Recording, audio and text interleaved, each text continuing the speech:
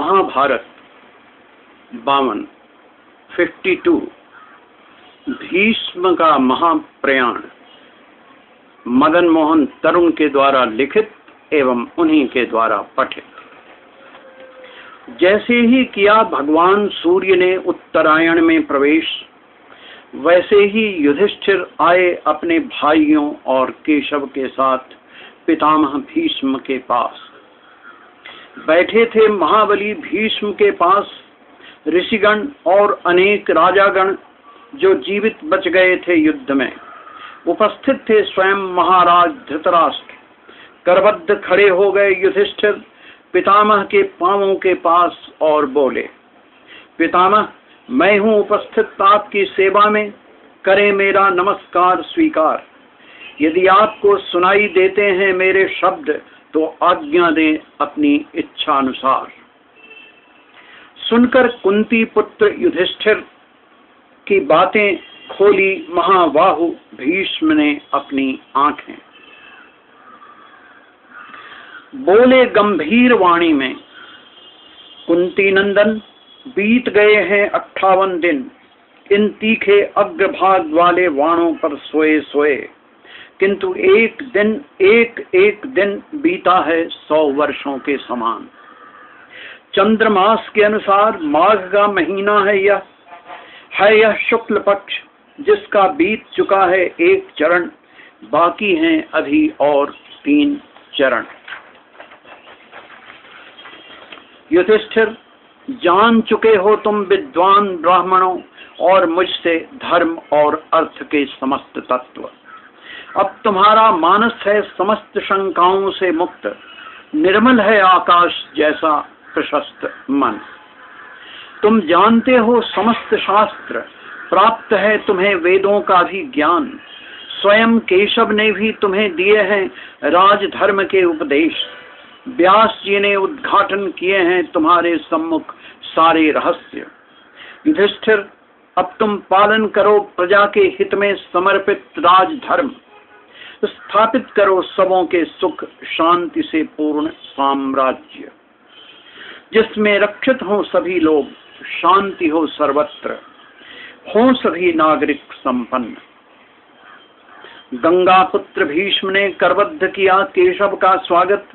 बोले, केशव, विजय वही है जहां आप हैं, वहीं धर्म है, वहीं सत्य है, वहीं रक्षा है।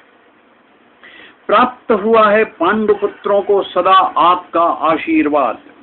नष्ट हो चुकी है दुरात्मा पापियों की सत्ता। अब खुलने को तैयार है नया अध्याय। अब मुझे आज्ञा दें जिससे हो मुझे परम गति प्राप्त। नरेश्वर भीष्म की हथेलियों को कोमलता से थाम कहा केशव ने, तप से, धर्म से, पाप रहित मन से आपने किया है मृत्यु को भी वश में। जैसा निर्मल जीवन व्यतीत किया है आपने, आपको अवश्य होगी परम गति प्राप्त। आप करेंगे वसुलोक में निवास। सुनकर धीरे धीरे गंगा पुत्र ने बंद कर ली अपनी आंखें। 2 घड़ी तक चुपचाप पड़े रहे महाबली शांत। फिर धीरे धीरे यौगिक क्रियाओं से साधने लगे प्राणवायु। क्रमशः प्राणवायु को शरीर के भिन्न भिन्न अंगों में करने लगे धारण। देखा समस्त उपस्थित महारथियों, योगियों, राजाओं, महात्माओं ने विस्मित हो एक महाचमत्कार। महाबाहु भीष्म के जिन जिन अंगों में स्थित होता प्राणवायु, वहां से निकल जाते अपने आप चुभे बाण, भर जाते घाव। इस प्रकार कुछ ही पलों में मुक्त हो गए महाबली सभी बाणों से, भर गए सारे घाव। तन चमकने लगा दिव्य आलोक से।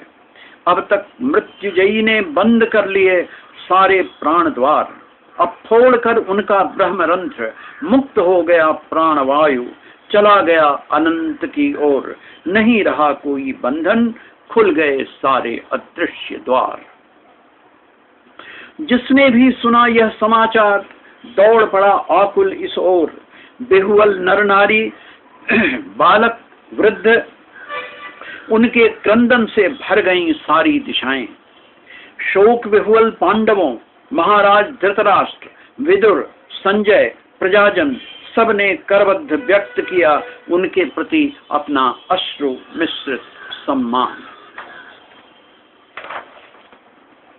युधिष्ठिर और विदु ने आच्छादित कर दिया उनका शरीर रेशमी वस्त्र से, सज गई चिता सुरभि युक्त लकड़ियों से अवस्थित कर दिया गया उनका शरीर चिता के शिखर पर ससम्मान। विप्रगण करने लगे सामगान, अग्नि में दी जाने लगी आहुतियां, की प्रदक्षिणा महाराज धृतराष्ट्र ने, संजय ने, पांडवों ने। दिव्य लपटें स्पर्श करने लगी आकाश, जैसे ही हुआ पार्थिव शरीर अग्नि में विलीन, वैसे ही हो गईं लपटें धीरे धीरे शांत। शेष भस्म जैसे ही गंगा के जल को हुआ समर्पित, वैसे ही माता गंगा ने ले लिया उसे जैसे अपनी गोद में। देर तक बैठे रहे वहीं समस्त जन, फिर जैसे जैसे घिरने लगी अंधेरी रात, लौटे सब शोकातुर अपने अपने निवास स्थान।